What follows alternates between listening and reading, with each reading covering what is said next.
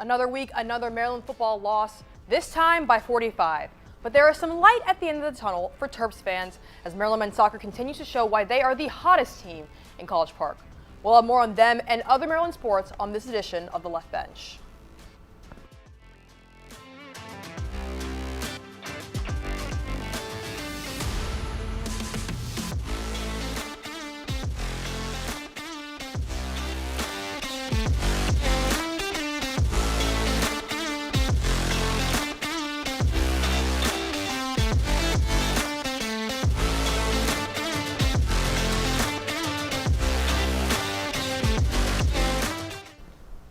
All right, welcome to the Left Bench, a brutal homecoming weekend for Maryland football as the Terps fall to 0-37 against ranked teams in the Big Ten under Mike Locksley. I'm Eddie Calkins. And I'm Drew Owens, but homecoming weekend wasn't all that bad for Terps fans. Maryland men's soccer is now one game away from claiming its first Big Ten title since 2022.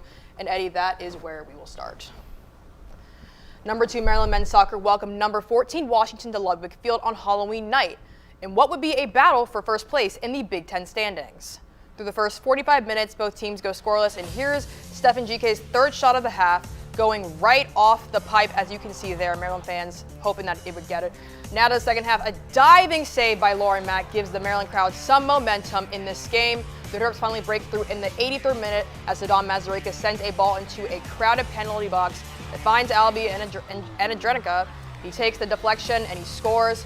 With Maryland escapes the win with a 1-0 win over the Huskies, putting itself in prime position to win the Big Ten regular season title. And here's head coach Sasha Swarovski postgame. The entire team was good. There's not a single player I could say was off tonight. I thought our team put in a really connected team performance, paying attention to the details that we asked them to. Number 2 team in the country came to College Park on Saturday, and it was a game of have and have-nots for the Terps. Indiana turned Maryland over 5 times, rushed for 367 yards, and shut down the Terps all game. And you can see right here, fans are disappointed. Chants of "Fire Locksley" were heard multiple times, but that was not how the game started. This Jamari Glasker interception on the 3rd play of the game electrifies the crowd, sets up Maryland for a 3-0 lead.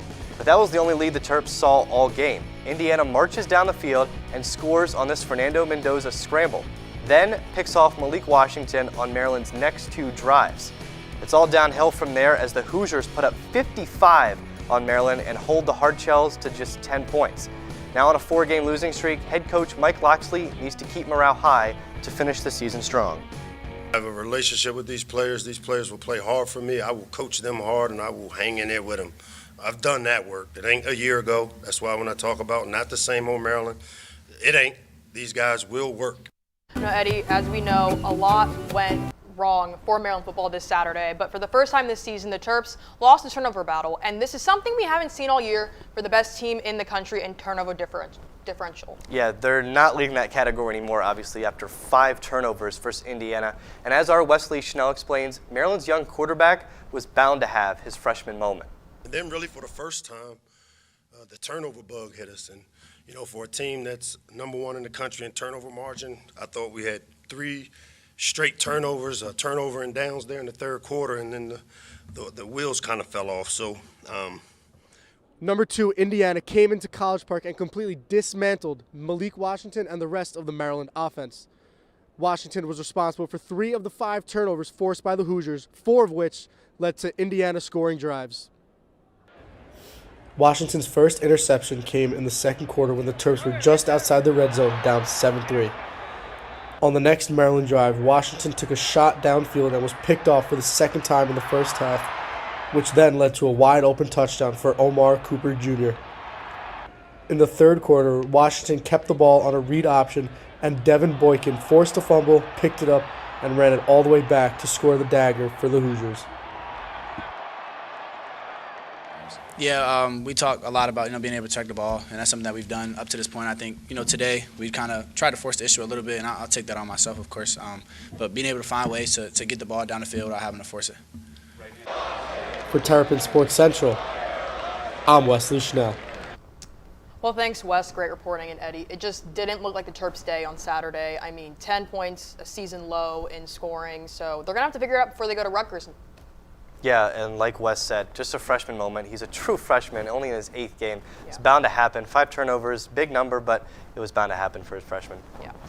Now, in a day and age of transfer portal, it's common for players to play against their former teams. And this weekend, Eddie, we did see that when Roman Hemby came back to play against the Terps on Saturday.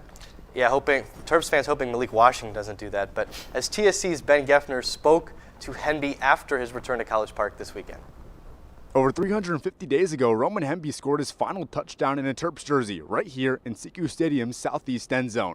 On Saturday, he found 6 from the exact same spot, this time in a Hoosiers jersey. The senior running back traded red for crimson this offseason, and thanks to the transfer portal, he's found new success for number 2 ranked Indiana this fall. Hemby's return to College Park on Saturday featured 88 rushing yards and a game-high 18 carries, headlined by this touchdown that cemented a blowout 55-10 Hoosiers win. Roman Hemby's a warrior. That guy gives 100% every day, every play. Physical runner, fast, smart, great hands, great out of the backfield. And, he's a guy that wants the ball, that you can give the ball to, and he's been durable. During his final 2 seasons at Maryland, Hemby eclipsed 16 single-game carries just once.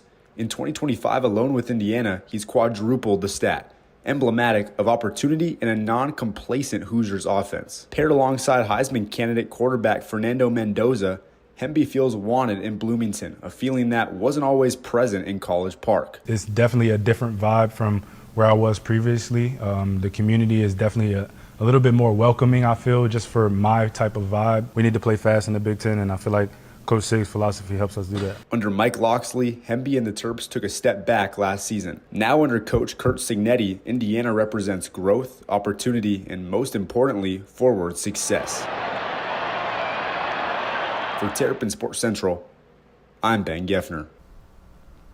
Well, Roman Hemby was all over the field, and even post-game, there were a bunch of Terps lining up to shake his hand, give him a hug. So clearly an emotional return, and he scored a touchdown in it too, Drew. I mean, he's somebody that's well-respected here in College Park. So, I mean, if I were a fan, I would definitely go up and shake his hand. So.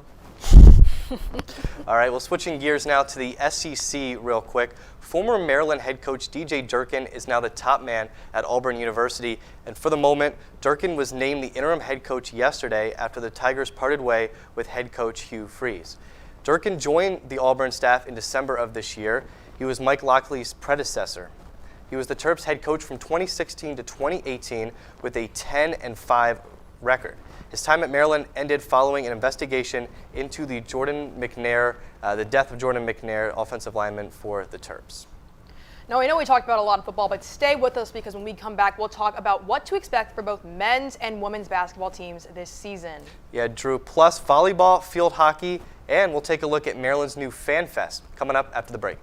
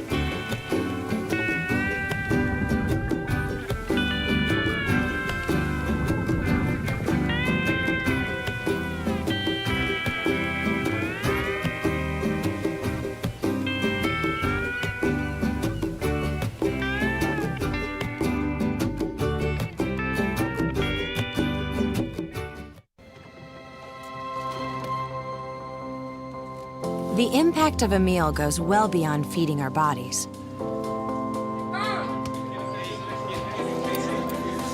Because when people are fed, futures are nourished. Everyone deserves to live a full life. And with your help, together we can end hunger. Join the movement at feedingamerica.org/actnow. Welcome back to the left bench. Now, Eddie, hoop season is finally here. Yeah, Drew, for sure. Both Maryland men's and women's basketball are in action right now tonight for their season openers. And for the women's team, let's start with them. It's more of the same after a Sweet 16 run last season, Drew. Yeah, this year, this is Brenda Friese's 24th year here at Maryland. Oh my God, she's been here forever, but she's been a key part in that Maryland women's basketball just success the past 2 decades, pretty much. Now, this comes at the helm of the 10th-ranked Lady Terps. She brings in a diverse cast of transfers, freshmen, and even returners, such as Sailor Poffenbarger. Yeah, it'll be interesting to see how they all blend together. TSC's Wesley Chanel right now at the Terps home opener against Loyola. That tips off in about 17 minutes, and he'll have the coverage on our social media after the game, so look out for that. Now, switching gears to the men's squad with only one returning player, it is a completely different team.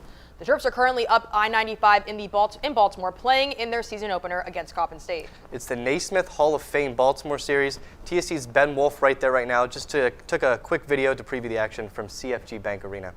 Eddie, Drew, I'm here at CFG Bank Arena for the opener for Maryland basketball. And, in that scrimmage against UMBC, it was a pretty tight game. But, it's a new era for Maryland basketball. The Buzz Williams era, you got an entirely new squad. So I think a lot of that chemistry will come with time. But this is a good way to start the season against Coppin State here in Baltimore. And then Gold Rush is on Friday. So while there is a little hesitation after that scrimmage, I think that there's a lot to look forward to. Buzz Williams, he's a winner, and I think that he'll be able to do good things for Maryland this season, even though it may take a little while. Back to you guys in the studio. And a quick update for you, 15-6 with 15 minutes left to go in the first half. Looks like a strong start, Drew. Yep, sounds like a great start to me. Perfect. All right. Well, switching gears now, number 11 Maryland Field Hockey played its last game of the regular season against Northeastern Sunday afternoon and came out victorious with a 4-0 shutout. The Terps dominated the game from the jump, hitting the back of the cage within the first 5 minutes. Maryland went on to score again in the second quarter and then twice in the fourth, leaving Northeastern speechless. Terps went 10-7 overall this season and will head to Bloomington, Indiana to compete in the Big Ten tournament this week. They are set to face number 7 Ohio State on Thursday. Here's head coach Mahar after the regular season finale. Tie, fantastic. We had a couple of back post goals, which we've been working really hard on. Had first touch rebounds, which is great. So couldn't be happier. And I thought Erica Adams-Morrison played incredible. So I think she definitely got player of the game. So yeah, super pleased. After dropping their last 4 matches, Maryland volleyball took a trip to the Midwest to face Northwestern. The Wildcats were in control of the first 2 sets, with Rylan Reed and Isabel Bullington leading the way with over 10 kills. But that's not all. The Terps were not going to go out without a fight. Ajak Maliwal gets the kill right there, and the Terps grabbed the 3rd set, but it just was not enough. The Wildcats came storming back, taking this match 3-1. We talked about the basketballs opening up their season, but Maryland wrestling started its season strong Sunday afternoon. The Terps were at Roanoke College for the Southeast Open. It was an individual tournament, so not a team meet, but Branson John led the way, taking home first place in the 197-pound weight class. John moved up 2 weight classes in the offseason. Also, as of note, 8th-ranked Braxton Brown finished 2nd in the 184-pound class. Overall, 7 Terps finished top 5 in their weight classes. A really great, strong debut for Alex Clemson and the team. But as we said, homecoming weekend this weekend here back in College Park. Didn't go as planned for Maryland football, like we said, but it was nice to see a packed CQ Stadium, at least for the first half, Drew. Yeah, it's one of the new athletic directors, Jim Smith's main priorities to get more fans to come out to the games and to stay the entire time. Now, one of those new initiatives is the Terpsville Fan Fest. Yeah, if you haven't seen the big inflatables outside of Jones Hill House, I'm sure you'll see them next time. It's hard to miss them. Our Ryan Martin went inside that new game day experience. Take a look. It's really fun. I like how we get to play on the actual field. Super cool. Yeah, we get to witness where they practice every day, yeah. Jones Hill House, the indoor practice home of Maryland football, and this season, the hosts of UMD's new Fan Fest, a pregame experience serving Terp football fans, young and old. Open 3 hours before home games, the activation features football, fun games, and more, while Carrie Blankenship, Maryland's Senior Associate AD of External Operations, says FanFest shows off a unique spot to fans. We got together as a group and thought, okay, what space could we pull from and have a more centralized location for our fans to visit? Yeah, I think it's really good. Like a lot of times we have a big tailgate, but if there aren't a lot of people, then it's good to have some someplace else to come and hang out. It's so cool. I've never been to anything like it. I went to like a very small high school, so it's a new experience for me. The idea for the fan-prioritized project came from Maryland Athletics in early 2025. And since then, the department's been busy thinking through its every detail. No popcorn, no little candies that are going to wedge themselves into the turf. That's really what the group was trying to figure out, is how those things were going to operate, what they were going to look like. It's been 6 games and nearly 6,000 fans have already played their way through Maryland's practice facility. Still, Blankenship and her team look to make things better. It's been kind of exciting that we're kind of building it as you go and asking people that are there for their feedback on what they'd like to see. So amidst a 4-game skid for the football team, Maryland fans are still feeling the fun next door to CQ Stadium. Taking part in a new aspect of Maryland football, Blankenship says isn't going anywhere. They'll definitely continue in the future, and I'm excited to just continue to make it better. In College Park, I'm Ryan Martin, Terrapin Sports Central. Thanks, Ryan. My 4 favorite F words were in there: family, football, fun, and I lost the other one. Oh. I was going to say, please don't cuss on live air, Yes. Drew. That would be absolutely terrible. When no. you said 4 F words, I was like, how many Yes. F words? But yes, Yes. a lot of fun, a lot of Terpsville Fan Fest. Drew, can you make a field goal? I mean, it looks like that old man could do. Now, Could I you do used it? to play soccer when I was in middle school. I quit after I was 13 years old to do swimming full time, but I don't think I can do it anymore. So. I can do it. I'm impressed. I'm sure that kid was trash talking his dad, and then his dad made it. Maybe so. he needs to go play against Pat McAfee on College Game Day. Maybe. Yeah. We'll see. We'll see if College Game Day comes here. Maybe not. Maybe. But a couple weeks ago when they were 4-0, maybe Yeah, they would. maybe. I don't know. Now, still to come on the left bench, spooky season is gone, but left some sweet treats behind. Plus, a men's soccer star who came on our show last week. That's a pretty impressive award. That's next.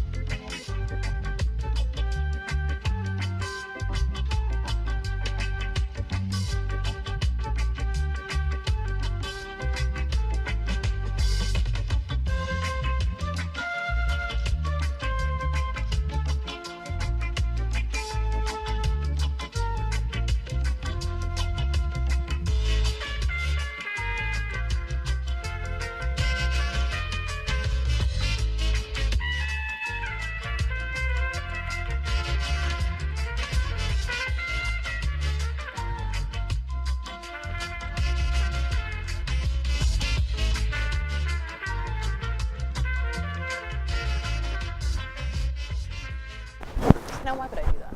Welcome back to the left bench, Drew Owens, Eddie Calkins. Eddie, I actually came up with that 4th F1 that I forgot to say. It was football, I believe. No, it's food. Food, We got food, confirmation. It was food. That's yes. good though. Yes. Yeah. So it's food, friends, football, football, and family. Yes, We got it. We got yes. it. We got That's it. why I love Thanksgiving. Yeah. That's why I Okay. love Well, Thanksgiving. it's a perfect fan fest. Yes. Perfect thing, Ryan. Thanks for that reporting. Yes. So now it's time for, I think, one of my favorite segments of the show that you cut. Yeah, it takes a long time to edit, but it's so fun to look at. So we're going to show you it anyway. We're talking about TSC's Best of October. Take a look. Welcome back to the Left Bench presented by Terrapin Sports Central. I'm Dan Geffner. He's Ryan Martin. And Ryan, it's great to be alongside you for the first TLB show of October. I mean, we kicked way too many field goals in the first half where we had opportunities, and those type of things are the things that get you when they get you. You know, some of the players' first time playing in a big environment at home, and I don't know if that led to the slow start. I'm going to knock this one. I don't think Maryland gets back to that form. The 2 most winnable games are at Rutgers and at UCLA. Loxley's won only about a third of his Big Ten Conference games on the road so far this season. Walking in the building for the very first time and just seeing how it was all laid out and every detail they paid attention to, and you just pinch yourself. Is she a freshman? Yes. Hey, that is going to lead me to McKinley heaven. Got it. Yes. All right. Yeah. It's a little crispy on the ice, which I like. Here at the taqueria, how do you rate the food here 1 through 10? I'll give us all like 9.5 out of 10. I gotta say, Ben, you know, I'm from Chicago. It's where the good glizzies are, and I gotta knock this one. I think that Loxley's Maryland career, his Maryland tenure, might actually come down to 2 games this season, Rutgers and Michigan State. Those are two games that Maryland football is supposed to win. We opened the show talking about Maryland football, but how about Maryland's men's football? Yeah, Jonah, the Terps have been cooking, and they stirred up a dominant win over Ohio State. How every single time we put on a training gear, how every time we put on the Maryland jersey, that we compete to our potential and our ceiling. Starting off the season with 3 shutout wins was the first time they've done that since 1996. I think a lot of hard work goes into every season, and we definitely are ready to look forward and move forward and try to keep building. I've been here since at Maryland, teaching in Maryland since '77. So I remember Lefty when he had the Midnight Mile. You're going to love watching this team. We're deep, we're fast, we're athletic. This is where I need you to really put your thinking cap on with me.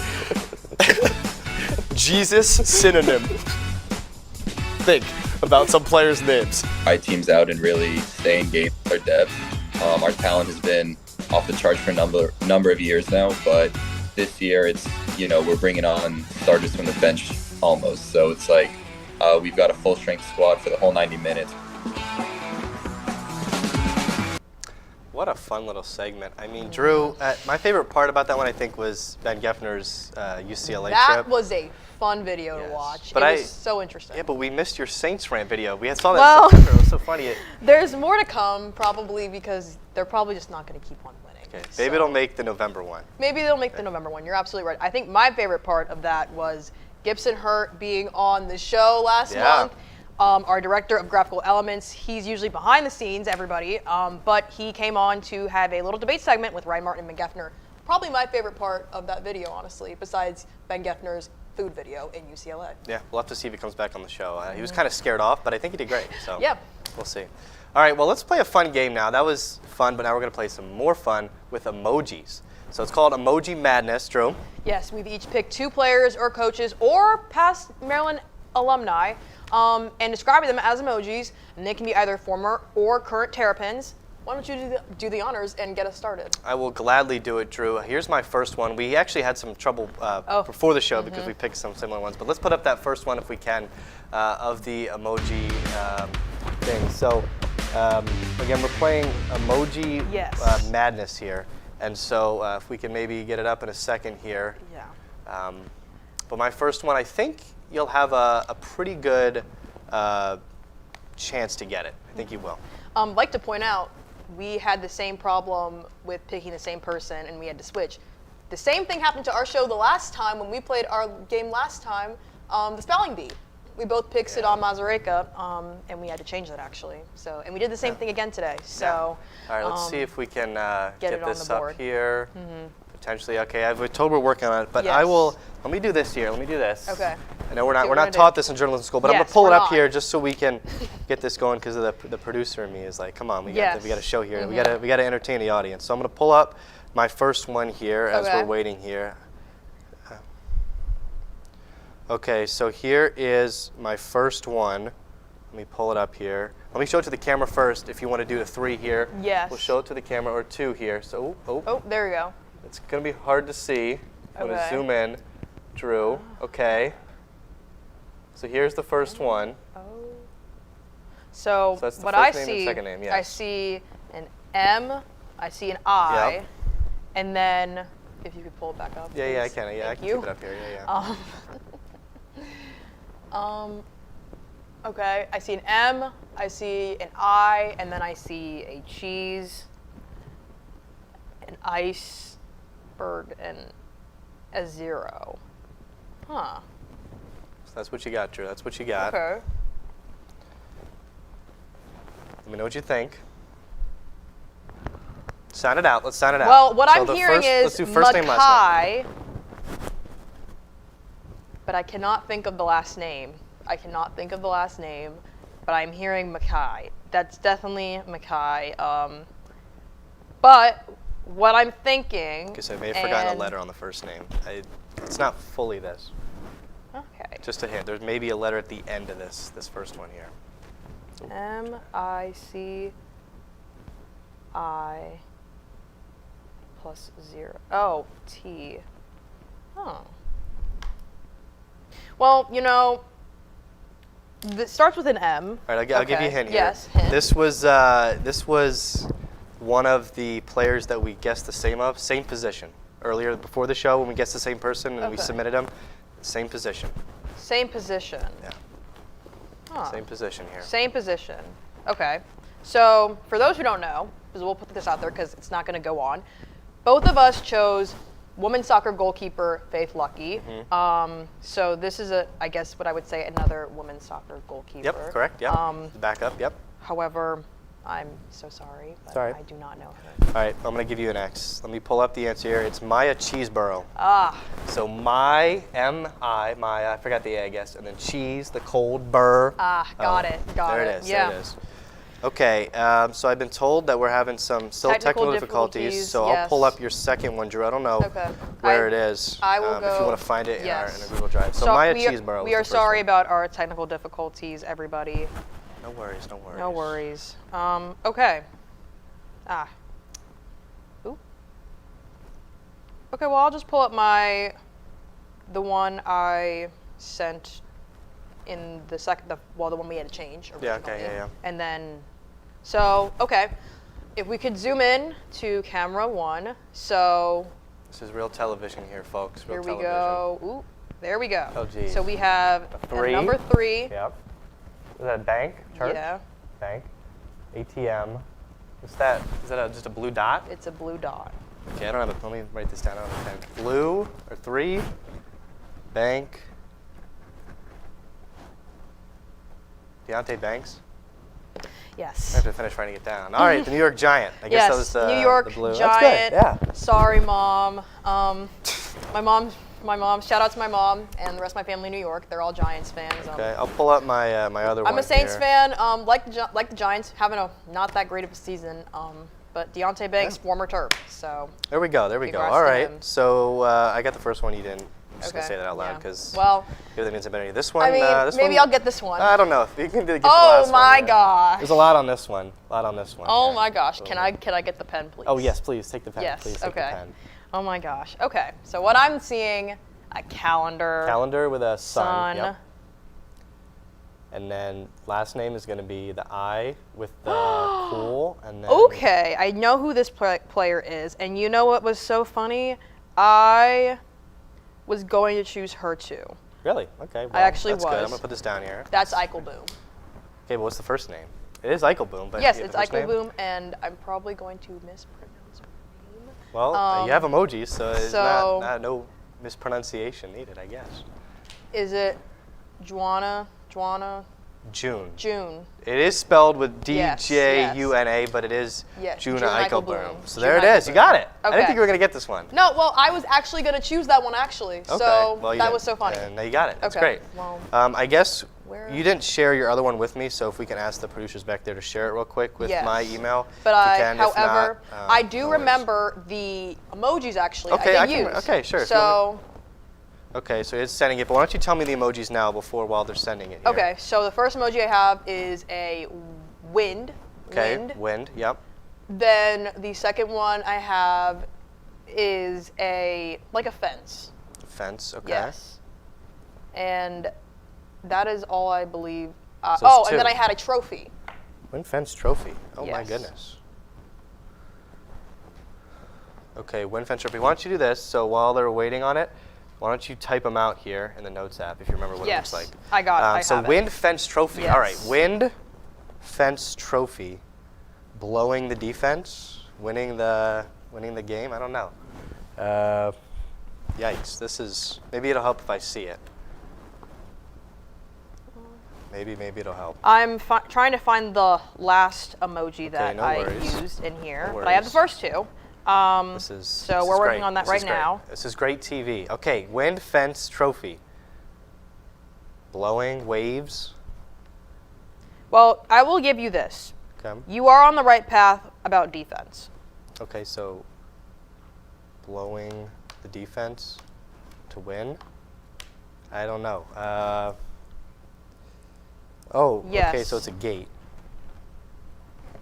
Well, I feel like that should have just given it away right. Should have just gave it away right there. Oh, you want to show that? Do you have it? Well, I don't have the gate on here. My phone isn't updated enough for you. Okay. No, I don't think so. But I see. For everybody watching at home, if you can see a little, there we go. Okay. Wait, that's out of order. You told me that out of order. Well, that's they're kind the of same. important. They're the. No, it's okay. Well, that helps. Oh, construction. No, it's not a construct. It was supposed to be It was supposed to be a gate. Photoshop had a gate. I couldn't find a gate on your phone. Okay. So. Okay. Well, I honestly have no clue. This is. Well, can you give me the sport or a hint or something? Yes. I told you were on the right path with defense. So probably football. So yes, football. Not Jalen Husky. No.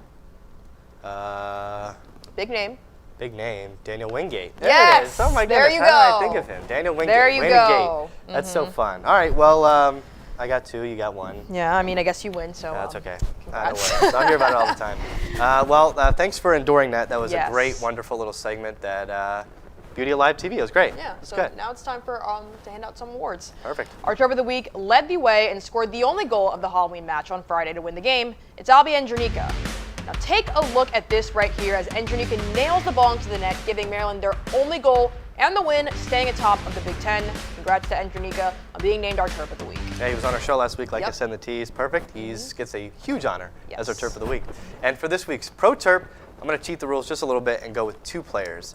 This dynamic duo is leading the Chicago Bulls to a strong start this season. They lost last night, but they were undefeated before that. It's Kevin Herter and Jalen Smith, 2 Maryland alums playing together, both off the bench, powering one of the NBA's best teams so far this season. Smith averaging 7.5 points a game, Herter averaging 12.2 points a game. Congrats to that dynamic duo for being named our co-Pro Terps of the Week. All right, so we've done Pro Terp, Terp of the Week. Let's go to our top 5 plays. Drew, get us started. All right, number 5, we have Jordan Holloman, turnaround goal. The Holloman sisters have just been lighting up the Plex all season. Jordan Holloman, I believe, leads the team in goals this year. The freshman phenom is just doing amazingly for Missy Maharg and her squad. Yeah, you bet you that. Her sister, they've been such a dynamic duo. Talk about Yes. a dynamic duo. Here is Glasker's interception. We talked about it earlier. The spark for the Terps, a great interception. He has 4 interception in 4 straight games. Wow. First time since I think the 80s or 90s that a Maryland player has That's had an 4 interception. decades. 4 straight games. Wow. And number 3, we have Ajak Malawa's kill right here. She's just been lighting up the pavilion all season long. Transfer from Tennessee. She's been doing amazing things for Out of Hughes' squad. Yeah, tough conference season for them, but she's been a huge bright spot. On to number 2, back to the Plex. It's Maya Everett with her first goal of the season. Look at the hand-eye coordination. When we play baseball or field hockey, oh my goodness, look at that. Right into the back of the cage, a huge goal. That was the 4th goal. They didn't need it, but it certainly looked good. Yeah. And our number 1 play, we just talked about him literally 2 minutes ago. Albie Andronica's game-winning goal right there. As you can see, he just shoots that right into the goal and bam, there you go. Gives the Terps their win and stay undefeated all season long. Well, maybe he should come on our show every week because he think came on our so. show and they scored the winning goal against a top 15 team. So I think that deserves some credit. Maryland men's soccer probably will get that top spot since Stanford left, so they'll be the number 1 team in the nation coming up with 1 game left in the regular This season. is looking like the 2018 season team right there. Yeah, we'll have to see how far they go. But that's it for this week. Be sure to keep up with all of our coverage of TSC on our Instagram, X, YouTube, and online at terrapinsportscentral.com. Thanks for joining us. Daniel Stein and Brendan Weissel will be right here in these chairs next week. Have a great week.